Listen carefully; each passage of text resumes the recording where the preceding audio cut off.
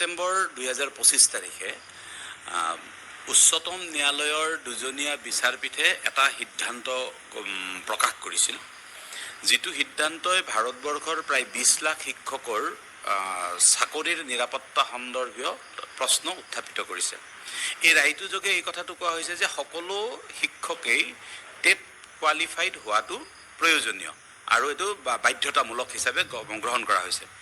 ইয়াৰ পিছতেই আমাৰ অখিল ভাৰতীয় প্ৰাথমিক শিক্ষক সংঘৰ জৰিয়তে আমি কোৰ্টত ৰিভিউ পিটিশ্যন ফাইল কৰিছিলোঁ আৰু কোৰ্টৰ ৰিভিউ পিটিশ্যন ফাইলটো যোৱা 13 মে তাৰিখে শুনানি হোৱাৰ পিছত ইতিমধ্যে সেই আগৰ সিদ্ধান্তকে দুজনীয়া বিচাৰপীঠে বাহাল ৰাখিছে আৰু সকলো শিক্ষককে টেট পাছ কৰিব লাগিব বুলি সিদ্ধান্ত প্ৰকাশ কৰি তেওঁলোকৰ নিৰ্দেশনা প্ৰকাশ কৰিছে। এতিয়া বিষয়টো হ'ল এইটোৱে যে আমি দেশৰ শিক্ষকসকল যেতিয়া নিয়োজিত হয় প্ৰতিটো সময়তে একোটা নীতিৰ মাজেৰে নিয়োজিত হয় আৰু এটা নিযুক্তি প্ৰক্ৰিয়াৰ বিধি সলনি হৈ নতুন এটা নিযুক্তি প্ৰক্ৰিয়াৰ বিধি আহিলে পুৰণি বিধিটো অবৈধ হৈ যাব। এনেধৰণৰ নিৰ্দেশনাই যদি চলিত হয় তেনেহ'লে দূৰ ভৱিষ্যতলৈকে সকলো শিক্ষকৰ নিৰাপত্তাহীনতা হ'ব। অকল শিক্ষকৰেই নহয়, এই সিদ্ধান্তটো কাৰ্যকৰী হ'লে কাইলৈ অন্য বিভাগৰ কাৰণেও একেই ধৰণৰ সংশয় সন্দেহ সৃষ্টি হ'ব। সেইবাবে আমি ইতিমধ্যে কেন্দ্ৰীয় চৰকাৰৰ সন্মানীয় প্ৰধানমন্ত্ৰী, মহামহিম ৰাষ্ট্ৰপতি, ভাৰতবৰ্ষৰ শিক্ষামন্ত্ৰী আৰু অন্যান্য ৰাজনৈতিক দলসমূহৰ ৰাষ্ট্ৰীয় সভাপতিলৈকে যোৱা 10 জুন তাৰিখৰ পৰা আমি স্মাৰক পত্ৰ প্ৰদান কৰা কাৰ্যসূচী আমি ইতিমধ্যে ৰূপায়ণ কৰিছোঁ। আনহাতে অহা 15 তাৰিখৰ পৰা আমি MP সকললৈকে আমি নক দা ড'ৰ কাৰ্যসূচী এটা আমি ৰূপায়ণ কৰিবলৈ সিদ্ধান্ত গ্ৰহণ কৰিছোঁ। তাৰ পিছতে আমি মহামান্য উচ্চতম ন্যায়ালয়ত আমি কেনেকৈ এই বিষয়টো পুনৰ আবেদন কৰিব পাৰি এই বিষয়ে আমি চিন্তা চৰ্চা কৰিছোঁ। এইকাৰণেই যে ইয়াৰ জৰিয়তে যিটো শিক্ষক বা অন্যান্য ক্ষেত্ৰৰো চৰকাৰী কৰ্মচাৰীসকলৰ বাবে এটা নজিৰ সৃষ্টি হ'ব আৰু যিটো নজিৰে সকলোৰে ভৱিষ্যতৰ প্ৰতি এটা শংকা সৃষ্টি কৰিব। এই সিদ্ধান্ত বাতিলৰ বাবে আৰু এই সিদ্ধান্ত পুনৰ বিবেচনাৰ জৰিয়তে নতুন সিদ্ধান্ত গ্ৰহণৰ বাবে আমি সাংসদসকলৰ প্ৰতি আমি আহ্বান জনাম আৰু আমি সাংসদসকলক ক'ম যে 21A আৰ্টিকলৰ অধীনত যি 21A আৰ্টিকলৰ অধীনত ভাৰতবৰ্ষত শিক্ষা অধিকাৰ আইন প্ৰতিষ্ঠা হৈছিল। এই শিক্ষা অধিকাৰ আইনখন যেতিয়া 2017 চনত এমেণ্ডমেণ্ট কৰিছিল, সেই এমেণ্ডমেণ্টৰ সময়ত থকা এটা চেণ্টেন্স, যিটো চেণ্টেন্সৰ ডেৰ্থ অৰ্থ আছে যে যদি চিন্তা কৰা যায় এইটো সকলো শিক্ষকে টেট কৰিব লাগে, যদি উল্টাকে ভবা যায় যে নহয় 2010ৰ পিছৰখিনিয়ে কৰিব লাগে, এনেকুৱা এটা ডেৰ্থ অৰ্থ থকা কাৰণে কোৰ্টে আৰ্টিকল 12(1)ৰ আধাৰত নিজাববীয়াকৈ এটা সিদ্ধান্ত দি দিছে যে সকলো শিক্ষকে মেণ্ডেটৰী টেট পাছ কৰিব লাগে। এই সিদ্ধান্তটো, এই ডেৰ্থতাটো যাতে নতুন আইনৰ জৰিয়তে সংশোধিত কৰা হয় তাৰ কাৰণে আমি সকলো সাংসদকে আমি মেমৰেণ্ডাম দিয়া কাৰ্যসূচী অহা 15 তাৰিখৰ পৰা আমি ৰূপায়ণ কৰিম। 30 জুনৰ ভিতৰত দেশৰ ৰাজ্যসভা লোকসভাৰ সকলো সাংসদকে আমি এই মেমৰেণ্ডাম দাখিল কৰিম আৰু আমি আশা কৰিছোঁ যে কেন্দ্ৰ চৰকাৰে এই গোটেই ব্যৱস্থাপনা কৰিব আৰু শিক্ষকসকলৰ ভৱিষ্যতৰ স্বাৰ্থত সিদ্ধান্ত গ্ৰহণেৰে সুৰক্ষিত কৰিব। আমি সমগ্ৰ দেশৰ লগতে অসমৰো আমি 21 গৰাকী সৰ্বমুঠ সাংসদক আমি স্মাৰক পত্ৰখন প্ৰদান কৰিম। আৰু ইয়াৰ উপৰিও আমি ইতিপূৰ্বে মাননীয় পূৰ্বৰ আৰু বৰ্তমানৰো শিক্ষামন্ত্ৰী ডক্টৰ ৰণোজ পেগুৰ লগত এই বিষয়ত আলোচনা কৰিছিলোঁ।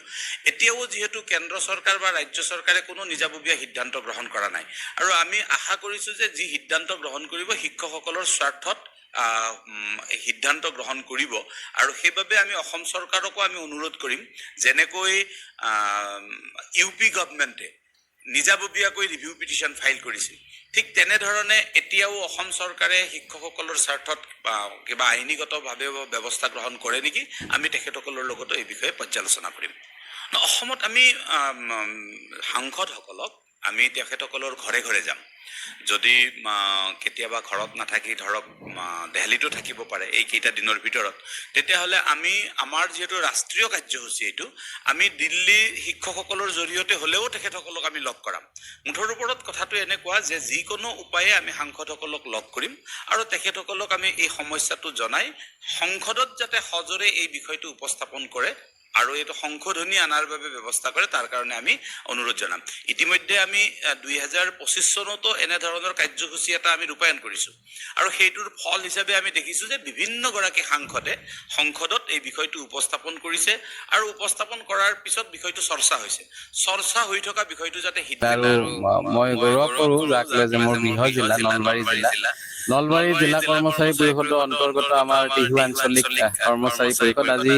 টিহু আঞ্চলিক কৰ্মচাৰী পৰিষদৰ 28 সংখ্যক বাৰ্ষিক অধিৱেশন এই হাৰিভাঙা উচ্চতৰ মাধ্যমিক বিদ্যালয় প্ৰাংগণত হৈছে। ইতিমধ্যে প্ৰতিনিধি সভা হৈ গৈছে, মুকলি সভা উদ্বোধন কৰিছে এগৰাকী বিশিষ্ট, মই অফিচিয়েল ডেজিগনেশ্যনৰ আগতে তেখেতক ক'ব বিচাৰিম এগৰাকী সাহিত্যিক সংস্কৃতি প্ৰেমী, মানে অসমীয়াক বা নিজৰ জাতিক ভাল পোৱা এগৰাকী বিষয়া, দক্ষ বিষয়া, আমাৰ inspector of schools Nalbari Ratul Das ছাৰে আনুষ্ঠানিকভাৱে আমাৰ যিখন মুকলি সভা উদ্বোধন কৰিলে আৰু ইয়াৰ পিছত মুকলি সভাৰ কাম চলি আছে আৰু বিভিন্ন বিষয় বিভিন্ন দিশ ইয়াত আলোচনা হৈছে। প্ৰতিনিধিসকলে বিভিন্ন আখোৱা কৰ্মচাৰী সমাজৰ বিভিন্ন পৰ্যায়ৰ শিক্ষকে হওক বা অনাশৈক্ষিক দিশত জড়িত সন্মানীয় কৰ্মচাৰীসকলৰ যিসমূহ সমস্যা, এই সমস্যাসমূহৰ ওপৰত আলোকপাত হৈছে আৰু সিদ্ধান্ত হৈছে আৰু সেই সিদ্ধান্তসমূহ জিলালৈ প্ৰেৰণ কৰিব, জিলাই কেন্দ্ৰীয় সমিতিলৈ প্ৰেৰণ কৰিব আৰু মূলত কথা আৰু মূলত বিষয় বস্তু এটাই যে অষ্টম দৰমহা আয়োগ, ইতিমধ্যে আপোনালোকেও সুধিছে যে আপোনালোক বা আমি সকলোৱে জানো যে সামগ্ৰিক বজাৰ দৰৰ ওপৰত নিৰ্ভৰ কৰি প্ৰতি 10 বছৰৰ মূৰে মূৰে অসম চৰকাৰ বা ভাৰত চৰকাৰৰ কৰ্মচাৰীসকলৰ দৰমহা সংশোধন হয় আৰু অষ্টমবাৰৰ বাবে এই দৰমহা সংশোধন হ'বলৈ গৈ আছে অসম চৰকাৰৰ অধীনস্থ শিক্ষক কৰ্মচাৰীসকল। আমি অত্যন্ত আশাবাদী আৰু বিভিন্ন সময়ত বা বিগত সময়ত এটা কথা হৈ আছে যে কেন্দ্ৰৰ সমাহাৰত আমাক লাগে। আমি সদৌ অসম কৰ্মচাৰী পৰিষদে দাবী জনাইছো যে কেন্দ্ৰৰ সমাহাৰত নহয়, কেন্দ্ৰৰ সমানকৈ লাগে। আজি চেন্ট্ৰেল গভৰ্ণমেন্টৰ এজন এমপ্লয়ী বা চেন্ট্ৰেল গভৰ্ণমেন্টৰ এজন ডিষ্ট্ৰিক্ট অফিচাৰে যিটো ৰেংক হোল্ড কৰি আছে বা ষ্টেট গভৰ্ণমেন্টৰ এজন অফিচাৰে যিটো ৰেংক হোল্ড কৰি আছে, সেম ৰেংক সেম ৱাৰ্ক, কিন্তু দৰমহাৰ যিটো বৈষম্য, এই বৈষম্য আঁতৰ হ'ব লাগে। আমি প্ৰথমতে দাবী জনাইছো যে কেন্দ্ৰীয় চৰকাৰৰ কৰ্মচাৰীৰ সমানকৈ ৰাজ্যিক চৰকাৰৰ শিক্ষক কৰ্মচাৰী বিষয়া শ্ৰমিককো দৰমহা দিব লাগে আৰু বিগত 7ম দৰমহা আয়োগত আমি দাবী জনাইছিলো যে 1 জানুৱাৰীৰ পৰা হ'ব লাগে। প্ৰতি বছৰে যিহেতু কেলেণ্ডাৰ ইয়াৰ আমাৰ বছৰটো 1 জানুৱাৰীৰ পৰা আৰম্ভ হয়, আমিও দাবী জনাইছো। 7ম দৰমহা আয়োগত আমাৰ মানুহসকল বঞ্চিত হৈছে, বঞ্চিত এইকাৰণে যে 7ম দৰমহা আয়োগ কাৰ্যকৰী কৰিছে 1 এপ্ৰিলৰ পৰা আৰু এই 8ম দৰমহা আয়োগত যাতে সেই আশ্বাস নাথাকে, সেইকাৰণে আমি পুনৰাই আজি 1 বছৰ 1.5 বছৰ ধৰি এই কথাটো কৈ আহি আছো বা বিভিন্ন সভা সমিতি কৰ্মচাৰী সমাজৰ যে 1 জানুৱাৰী 2026ৰ পৰা আমাক এফেক্ট লাগে, কাৰ্যকৰীকৰণ হ'ব লাগে। এইটো 27 জানুৱাৰীত দিয়ক, ফেব্ৰুৱাৰীত দিয়ক, আমাৰ ক'বলগীয়া নাই, এইখিনি বকেয়া হিচাপে আমি নিশ্চিতভাৱে পাম আৰু বেছি দীঘলীয়া নকৰিবলৈ এইকাৰণে কৈছে যে বেছি দীঘলীয়া হৈ গ'লে আমাৰ আজিৰ তাৰিখত ডিএ বিলাকে 2টা ইনষ্টলমেণ্টত দিয়ে, ডাঙৰ অফিচাৰ বা ছাৰতে এইটো দিয়ে বহুত পাব। আমাৰ সাধাৰণ 3rd গ্ৰেডৰ বা 4th গ্ৰেডৰ কৰ্মচাৰীসকলে ডিএৰ ক্ষেত্ৰত 1000-1200 টকা পাব। এতিয়া 1200 টকাৰ এৰিয়া যদি 3টা ইনষ্টলমেণ্টত দি দিয়ে একো কাম নাথাকে বা কামত নাহে, গতিকে আমিও বিচাৰিছো বৰ দীঘলীয়া বা লেহেমীয়া যাতে নহয়। আমি আশাবাদী আমাৰ বৰ্তমানৰ যিগৰাকী মুখ্যমন্ত্ৰী ডক্টৰ হিমন্ত বিশ্ব শৰ্মা ডাঙৰীয়াই যথেষ্টখিনি কৰ্মচাৰী